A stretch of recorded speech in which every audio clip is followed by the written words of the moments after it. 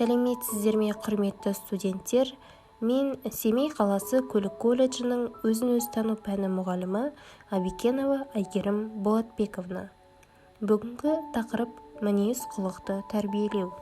Сабақтың мақсаты студенттерге адам өміріндегі жақсы мінез-құлықтың маңыздылығын түсіндіру арқылы дұрыс әрекет құндылығының мәнін ашу. Қымбатты студенттер, кезекті өзін-өзі тану сабағына қош келдіңіздер.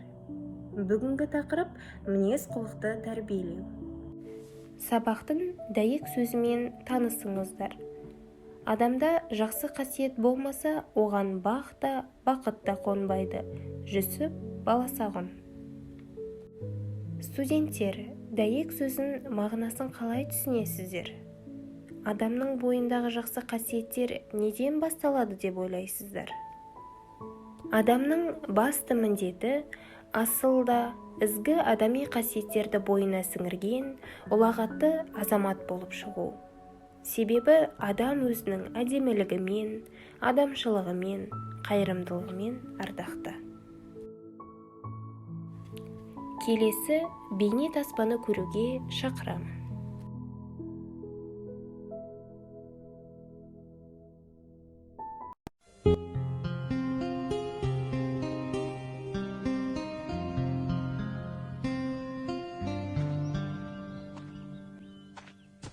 Мінезі жаман бір жас жігіт болса керек. Ешкім оны түзей алмапты. Қателігін айтқан сайын ызалана түсіпті. Бір күні әкесі оған іші шегеге толы бір жәшік беріп, маңайындағы адамдармен әр жанжалдасып қалған сайын, мына бағанға бір шегеден қағып отыр деп табыстапты. Алғашқы күні баласы тақтайға көп шеге қағып табыстайды.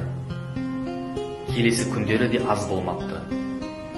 Осы қарқынымен әлгі бағанды толтыруға аса көп уақыт жұмсамапты. Жас жігітке өз ашуын тежеуден гөрі бағанға шеге қаға салу оңай сияқты болып көрінеді.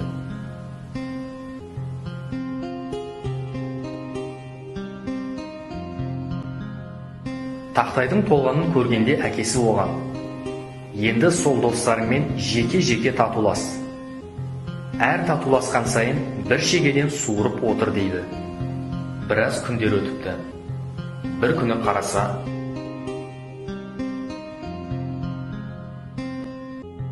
қағылған бар шеге суырылып біткен екен. Сонда оны сырттай бақылап жүрген әкесі баласын бағанның алдына ертіп әкеліп: "Балам, жарайсың, жарадың" депті. Алайда мына тақтайға жақсылап тұрып қарашы. Шегелерді суырғанда қалып қойған орындарын, қарайған көп тесікті көріп тұрсың. Тақта әуелгісіндей таза қалпында әдемі болып қалмады. Адамдармен жанжалдасқан сайын арада жаман сөздер айтылады. Әр реніш сөз көңілде мына шегенің орны тәрізді бір дақ қалдырып отырады. Сондықтан ешкімнің көңіліне кірбің ұялатпағайсың, балам, деген екен ұлын сабырға шақырып, өмірлік ұмытылмас сабақ ұқтырады.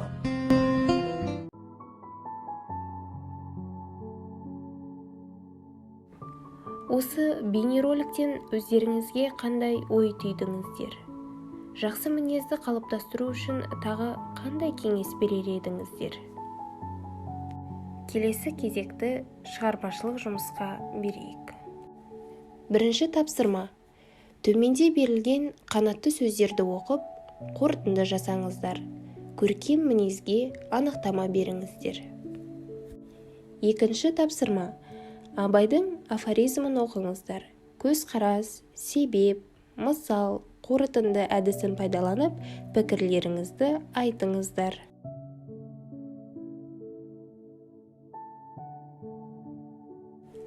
Ата-бабамыз жақсы мінез жан сұлулығы деп бекер айтпаған.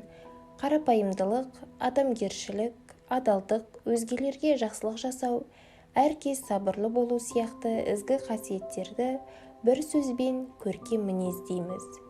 Көркем мінез бақытқа бастайды. Жақсы мінезді болуымызға тырысуымыз керек, және көркем мінезді адамдардан үлгі алуымыз қажет деп ойлаймын. Өйткені мінезі жақсы адамның өмірі де жақсы болмақ, және ондай адам айналасындағы адамдарға, тіпті еліне үлкен септігін тигізе алады. Демек, өз бойымыздағы жаман мінездерді жойып, тек жақсы мінездерімізді шыңдап, көркем мінез иесі болуға тырысуымыз қажет. Бүгінгі сабақты Нұрбол Бимұрзаевтың жақсы мінез өлеңімен қорытындылағым келеді. Жақсы мінез жан азығың әрдайым, жақсы болсаң жарқырайды маңдайың. Жаман мінез індетіне тұтылсаң, оңа қоймас бұл жалғанда жағдайың. Байсалды бол, дереу ашу шақырма, сөз таласып, салғыласып сарқылма. Демі қысқа 2 күндік дүниеде, күнә істеп несібеңді тарқылма. Қабақ шытпай, күлімдеп жүр күлімде, қиындықта, сабыр сақта, түңілме. Мұсылмандық жылы шырай, жылы жүз, жылы сөзбен елжірейді көңілде. Жақсы мінез жанашырың, жалғасың, ғылым үйрен, оқудан көз талмасын. Заман тұрмас, қадірін біл уақыттың, бүгінгі іс ертеңіңе қалмасын. Жақсы мінез сарқылмайтын қазына, қанағат қыл қолыңдағы барыңа, өкінішпен қайғы келмей тұрғанда, ғибадат қыл парызыңды орында. Адамдарға жаса жақсы мәміле, разы болсын сенен жас та кәрі де, араздаумен кек сақтаудан аулақ бол, қапа қылма, ешкімді де ренжітпе.